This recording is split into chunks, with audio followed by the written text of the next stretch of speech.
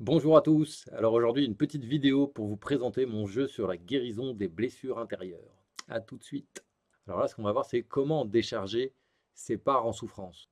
Alors le processus pour décharger une part blessée, ça va être plusieurs étapes successives.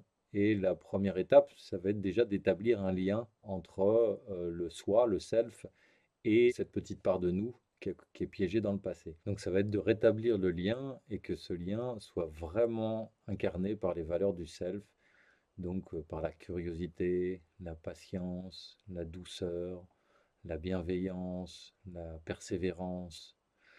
Voilà, toutes les valeurs, toutes les vertus qu'aurait une maman pleine d'amour pour son petit bout de chou. Et c'est important pendant tout le processus de vraiment rester dans cette qualité d'énergie du self. À partir du moment où il y a de l'attente, où il y a de l'impatience, où il y a de l'agacement, c'est qu'il n'y a plus le self en fait. Et donc du coup le processus peut pas se faire. Donc du coup ça peut parfois être décourageant en fait quand on a des parts. Souvent c'est nos parts contrôlantes, les parts managers qui dirigent notre vie, qui veulent qu'on soit efficace, qu'on soit heureux, qui sont là, qui tapent du pied. Et donc, il va falloir régulièrement leur demander de se mettre de côté pour rester en lien avec le petit bout de chou, quoi. Parce qu'autrement, ça va être des parts de nous. Et très souvent, comme je l'ai dit, vu qu'on est en conflit intérieur, ces parts de nous, elles peuvent être très malveillantes envers ces petites parts blessées. En fait, elles peuvent en avoir ras-le-bol et des fois avoir envie de les faire disparaître. Et donc, du coup, les petits bouts de chou, ce qu'ils ont vraiment besoin, c'est d'amour, de tendresse, de présence, de patience, de cette sagesse infinie qu'on aurait bien aimé justement avoir de nos parents et de notre entourage quand on était petit, mais nos parents étaient comme nous blessés et n'avaient pas cette présence. Donc ça va être d'instaurer cette qualité de connexion. Et ça, bah, quand on ne l'a pas vécu et quand on n'a pas appris, en fait, on ne va pas réussir à le faire sans un thérapeute. Donc la première étape, c'est établir ce lien de qualité. Donc ensuite, ça va être d'essayer de situer d'où vient sa blessure. Donc souvent, ça va être d'identifier son âge, de lui demander son âge. Alors soit de le voir son âge, soit de lui demander. Et de lui demander de nous montrer en fait ce qui s'est passé pour lui. Et lui demander de nous montrer par des images, par des sensations. Parce qu'ensuite, la deuxième étape, ça va être d'arriver à accueillir la souffrance du petit bout de chou, à entendre sa colère, sa tristesse, sa mélancolie profonde, à arriver à être avec sans s'amalgamer à elle, en fait, sans devenir ce petit enfant. Il faut vraiment qu'il y ait bien deux entités, il faut qu'il y ait la part blessée et la conscience, ta conscience. À partir du moment où tu t'amalgames complètement et qu'il n'y a plus cette conscience qui est détachée et qui observe, bah, ça veut dire que tu es en train de revivre la scène et ça peut être traumatique en fait. Et donc du coup, il va falloir aussi des fois savoir demander à la part de baisser l'intensité de sa souffrance pour pouvoir rester avec, pour pouvoir rester en lien et pas être soit dans la fuite, soit dans l'amalgamage. Et donc c'est un petit peu comme une maman qui berce son bébé, qui a très mal au ventre ou qui est en train de faire ses dents. Elle sait, ben voilà, il a mal, je reste avec lui, quoi. Et c'est justement cette qualité de présence de la maman qui va permettre à l'enfant, en fait, de pouvoir passer et dépasser cette douleur. Si il n'y a pas cette qualité de bienveillance, en fait, le processus ne peut pas fonctionner. Ensuite, ça va être de le sortir de la scène de ce passé, en fait, arriver à le rassurer que cette période est finie, que c'est une période de notre vie qui est finie, qu'il peut en sortir, et de l'inviter à en sortir, de lui proposer de faire un rituel qui va lui permettre symboliquement d'acter que ce moment est passé. Donc ça peut être de lui proposer de déposer sa souffrance, de l'acheter au vent, au feu, de la mettre dans la mer, de composter. Enfin moi je sais que c'est quelque chose qui marche très bien pour moi, de proposer à mes parts de mettre ça au compost, de faire un rituel en fait qui va lui permettre de sortir cette scène du passé. Donc moi pour vous donner un exemple hein, d'une de mes parts blessées qui était le petit dyslexique qui en avait marre de l'école et qui se sentait nul. Et quand je lui ai proposé un rituel, il m'a dit oh, on crame le lycée. Et du coup, voilà, j'ai vécu la scène avec lui d'imaginer que je faisais cramer mon lycée, quoi. Que pendant les vacances, j'avais foutu de l'essence, j'ai brûlé le lycée dans ma tête, en fait. Et ça lui a vraiment. Enfin, ouais, c'était joyeux, en fait. Il y avait. Et ça lui a vraiment permis de pouvoir sortir de cette scène où je voyais ce lycée gris, le temps qui était maussade. Et ensuite, bah, non seulement il n'y avait plus de lycée, mais il y avait de l'herbe verte, il faisait beau, j'étais dehors, il y avait les sauterelles, les chants des oiseaux. Et donc, il faut lui proposer un rituel qui va lui permettre, en fait, symboliquement, de transformer sa souffrance, en fait. Si sa souffrance, elle est localisée dans le corps, de bien lui demander si elle est encore là, qu'est-ce qu'il veut en faire, de faire sortir, de lui faire vider ses valises, en fait, jusqu'à ce qu'on identifie bien qu'il a plus de valises. Et ensuite, lui proposer de revenir avec nous dans le présent, de lui demander en fait qu'est-ce qu'il aimerait, qu'est-ce qu'il souhaiterait pour nous, qu'est-ce qu'il souhaiterait qu'on fasse dans notre vie, où est-ce qu'il souhaiterait être. Alors, ça arrive que le petit bout de chou grandisse et puis qu'on n'arrive plus à le contacter dans le passé parce qu'il est plus dans le passé. Mais ça arrive que ça reste un petit bout de chou qui a envie de rester un petit bout de chou et puis qui a envie d'incarner en nous la sensibilité, la l'oisiveté. Et donc, on peut lui demander, bah, qu'est-ce que tu aimerais que je mette dans ma vie maintenant pour que ce soit plus doux pour toi, pour que tu sois bien rassuré que cette période est finie, en fait. Et ensuite, dans un troisième temps, ça va être de revenir vers les parts protectrices qui le protégeaient, de leur demander ben, qu'est-ce que ça leur fait en fait de voir ce petit bout de chou, qu'est-ce qu'elles ressentent, et de les décharger de leurs croyances fausses, de leur permettre de réinitialiser en fait leurs croyances, de les mettre au goût du jour et de changer de job, parce que souvent elles en ont ras-le-bol de faire ce job, c'est pas un plaisir hein, d'être colérique ou d'être soumis ou d'être et donc de lui dire mais qu'est-ce que tu aimerais faire maintenant, qu'est-ce que tu aimerais que je mette comme valeur dans ma vie pour que tu puisses changer de job en fait. Donc si tu me protégeais, comment tu peux me protéger autrement? Si tu m'amenais de la douceur, bah, comment tu peux m'amener de la douceur autrement? Enfin, qu'est-ce que tu aimerais que je fasse pour que j'amène de la douceur? Et ça va être très très très important, et là j'insiste vraiment, ça va être très très important qu'il y ait un consensus à l'intérieur. Parce qu'en fait, une part blessée peut avoir plusieurs parts protectrices. Et donc du coup, si on ne va pas voir toutes les parts protectrices, ben, elles restent, elles restent là. Et une part protectrice peut protéger plusieurs parts blessées. Donc ça fait que tu as guéri cette part blessée-là, tu t'attends à ce que cette part protectrice, pouf, change d'attitude, sauf que non, non, non, il y a encore plein de petits bouts de chou à les guérir.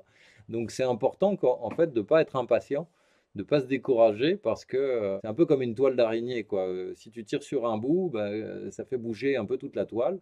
Et soit, hop, tu as tout qui revient à la place, soit quand vraiment tu commences à avoir déprogrammé plusieurs fils, pof, à un moment, c'est toute la toile qui change.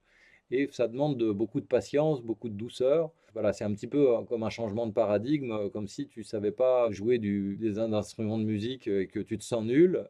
Ben, avant que tu joues de l'instrument de musique et que tu non seulement te sentes plus nul, mais qu'en plus tu t'amuses, ça va demander un certain temps, une certaine discipline, une certaine persévérance. Et c'est pas le tout de jouer une fois et puis après de dire bon voilà, j'ai joué une fois quoi. J'ai vu vraiment plein de personnes comme ça qui avaient fait un stage d'une thérapie hein, une fois et puis qui disent mais je l'ai déjà fait. Je veux dire quand tu manges c'est tous les jours en fait, c'est pas ouais mais j'ai mangé une fois, ça sert à quoi de recommencer quoi? Non, la présence à soi, la bienveillance à soi, c'est un peu comme une nourriture et faut y revenir, faut y aller. Et quand on n'a pas appris ça, ben, souvent ça passe par aller voir un thérapeute, aller voir quelqu'un dont on va sentir la bienveillance. Et normalement, c'est une nourriture et on a envie d'y retourner. Et on va se donner les moyens. L'argent qu'on passait à fumer ou à prendre de la drogue ou à boire de l'alcool ou à manger plein de trucs ou machin, bah, du coup, on peut le mettre de côté pour apporter cette douceur à notre système, quoi. Donc voilà, c'est important que vous ne soyez pas trop en attente de dire allez hop, je vais guérir mes exilés, tout va aller mieux, je vais changer de paradigme, je vais prendre toutes les cartes blanches là et je vais changer toute ma vie en deux claquements de doigts.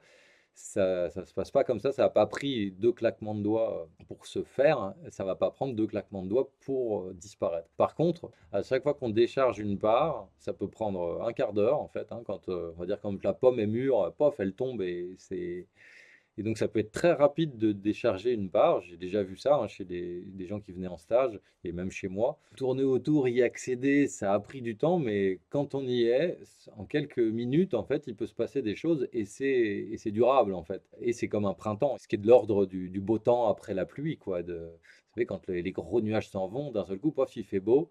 Et on réentend tous les oiseaux chanter et on se rend compte que la vie était belle derrière cet orage en fait. Là, ouais, on sent vraiment une déprogrammation. Il y a quelque chose de l'ordre de. Tu sens que tu as posé des valises. Alors là, ce qu'on va voir, c'est comment utiliser le jeu, parce qu'on va pouvoir l'utiliser de plusieurs manières différentes. Alors là, la première qu'on va voir, c'est d'utiliser le poster, donc où on a juste à suivre les différentes étapes. Vous avez juste à suivre un peu le guide en partant bah voilà, d'une problématique de vie, d'une tension qu'on est en train de vivre, de quelque chose qui ne nous va pas dans notre vie. On va aller feuilleter dans tout le jeu de cartes, essayer de trouver les parts qui nous parlent le plus de nous, ou tout au moins qui nous parlent le plus de la problématique qu'on est en train de vivre. Donc ce qu'on peut faire, c'est extraire du jeu déjà toutes les cartes qui nous parlent vraiment de nous, et puis mettre de côté toutes celles qui ne nous parlent pas de nous.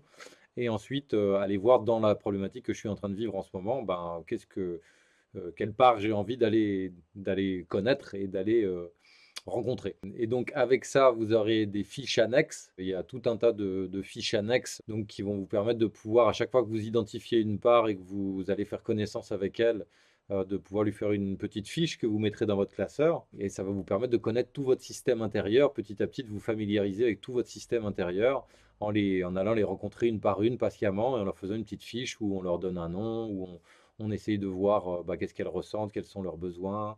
Et donc, il y aura des fiches pour les parts blessées, des fiches pour les parts protectrices, des fiches pour les blessures qu'on identifie et des fiches sur la dynamique des parts, sur la façon dont elles interagissent. Donc, on va noter lesquelles sont en opposition et en conflit, lesquelles sont plutôt copines.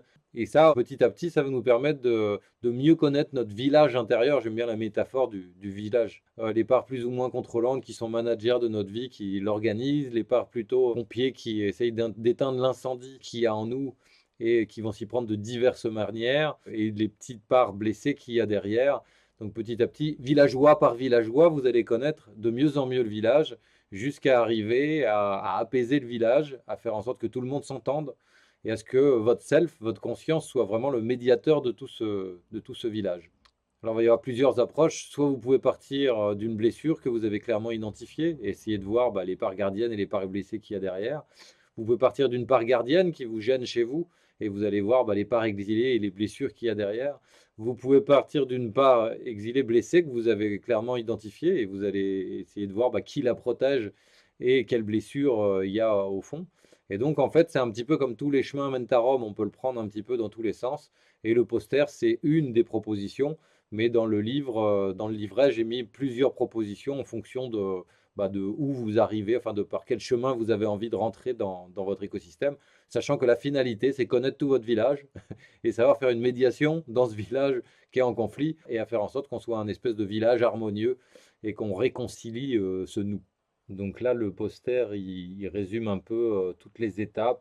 Donc vous pouvez le télécharger gratuitement, c'est un format A2. Comment il est en version papier, mais voilà, si vous le voulez en version téléchargeable, vous pouvez aller le chercher sur le site avec le lien qu'il y a en dessous, là, en orange. Écoutez, j'espère que ça vous a plu, la présentation, que ça a pu apporter de la douceur à votre système de part, d'entendre et puis de voir tout ça. Peut-être il y a des choses qui se sont apaisées en vous en m'entendant. Je voudrais vous remercier d'avoir suivi jusqu'au bout, parce que si vous êtes encore là, ça veut dire que vous avez tenu quasiment 40 minutes. Je voudrais vraiment remercier tous les gens qui m'ont aidé à faire ce jeu, parce que je ne suis pas tout seul. Les dessins, j'en ai fait une bonne partie, mais la majorité ont été faits par Florian Royer, qui est le dessinateur, qui dessine 10 fois plus vite que moi. Je voudrais remercier Marion, qui m'a aidé à mettre en page tout le livret, qui est l'infographe de La Forêt Nourricière. Après, toutes les personnes qui m'ont aidé à corriger, Ayana, Cécile, Marion, Nathalie, Julie, j'en oublie plein, mais merci à tous pour le soutien que vous me donnez, parce que moi, en tant que dyslexique, je vous aurais fait des fautes partout. Voilà, et puis je voudrais remercier tous ceux qui ont suivi la conférence. N'hésitez pas à mettre un pouce si vous avez aimé, à mettre vos commentaires, à mettre vos questions. Si vous voulez que je fasse d'autres vidéos où j'explique certaines choses, n'hésitez pas à le dire, à le demander clairement dans les commentaires. Ça m'intéresse d'avoir votre retour. Voilà, et puis autrement, n'hésitez pas aussi à aller sur la chaîne YouTube où j'ai commencé à mettre les méditations du jeu. Il y en a certaines qui sont en accès gratuit à tout le monde sans avoir acheté le jeu. Merci de m'avoir écouté pendant tout ce temps-là. À bientôt.